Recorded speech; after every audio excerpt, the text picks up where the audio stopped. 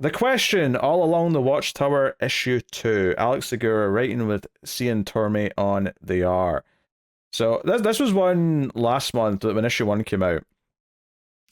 I was going to read it no matter what, but I definitely like almost was hoping, oh, I hope this is kind of shit, just so it's just one less thing to be reading right now. Even though the concept of Renee Montoya being like the sheriff of the space station's cool. I still don't think I like it quite as much as I want to, though. I like it more than I thought I was going to. So, but that's not to say that I love it, but I think it's good, and I think it's got a cool idea. I think it's good, but I think I wanted it to be great. Sure. Because the last issue, it really established like what the life is like here. It's like a city in space, basically, because there's so many goddamn heroes, and there's a murder by the end. Well, an assault because he's still alive, but it seemed like a murder at the time, which is why I call it that. And Matt did a lot of great work in this last time. Actually, Matt really went on the whole like thesis of like why this is Watchmen connected because of the animal, but also the reference to the oh god, what's the name? Like the daughter of the marionette or whatever it was, I can't remember. Oh, okay. Yeah, but she was mentioned, so it was like, oh, and obviously it's called, it's the Watchtower, like who watches the Watchtower, and that's something that they don't say that exactly, but that Renee was kind of posing that question in her narration in the issue as well. So there was a lot of little Watchmen. I did not get that originally. Yeah, not that this issue necessarily drives any of it further home, but still, it was interesting to think about all the same. The big thing here, though, is that when they get some security footage of someone going to Renee's place, because it was her apartment that was the crime scene, is that Batwoman was going in there and looks very suspicious. So Renee has to confront her about that, as well as go and talk to the bartender at the club about what she saw the night before. So that's a whole thing as well. But Eradicator shows up. That's the kind of the big thing for this issue. Is Eradicator shows up and steals some stuff from the armory. Specifically, what was this kryptonite thing he gets? It's in the. That's not a kryptonite ring. Sorry, it's a Green Lantern ring. That's what it was. I saw the green and jumped to the first thing I thought of.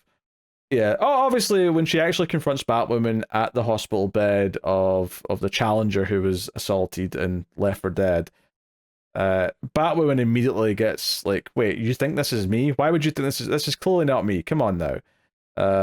I wouldn't do that." And and of course, Eradicator shows up halfway through the conversation to get into the middle of things. Eradicate is a little bit depowered, but we don't know exactly what's going on with him. Obviously, it points out that he should be Superman levels. He should be storming through this, and obviously he's still above what Renee can handle herself, but he should be far and above where he is now. So there's some questions as to what exactly is going on with him for a start.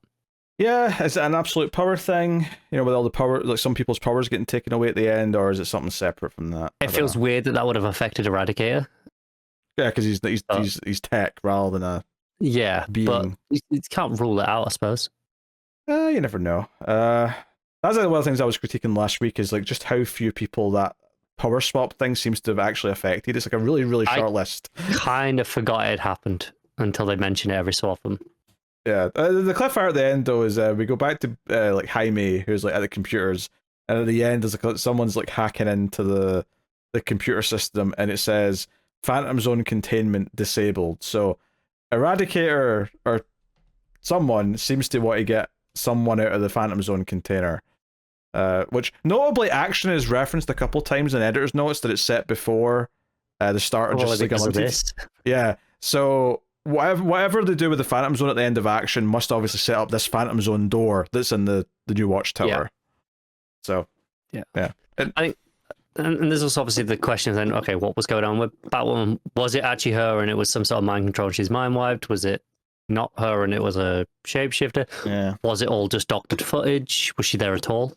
Like, or was anyone who looked like Batwoman there at all? Like, I mean, yeah, if you put a woman in the Batwoman outfit with a red wig, I mean, it would probably be pretty convincing. I mean, sure, someone could just dress up as Batwoman, I guess. But like, I mean, was it more like doctored footage as in like... Oh, no, I get what you meant. Yeah, like digitally style, I suppose, yeah. Yeah, AI at play kind of thing. Yeah. I'm sure DC Universe's AI is way more advanced. It actually works. Well, I mean, Amanda Waller used it for the fake news during Absolute Power. One of the more inspired choices of that book. Yeah. This wasn't as good as issue 1, because issue 1 had like the sort of the slice of life of her walking through the station, learning what it was like was quite interesting, and then the murder mystery at the end was like, oh, compelling. This is not bad, but I will say Eradicator's inclusion was kind of like I was just enjoying the investigation of the murder, and then Eradicator showed up and there was a big fight. Yeah, you just want the murder mystery sometimes. Yeah.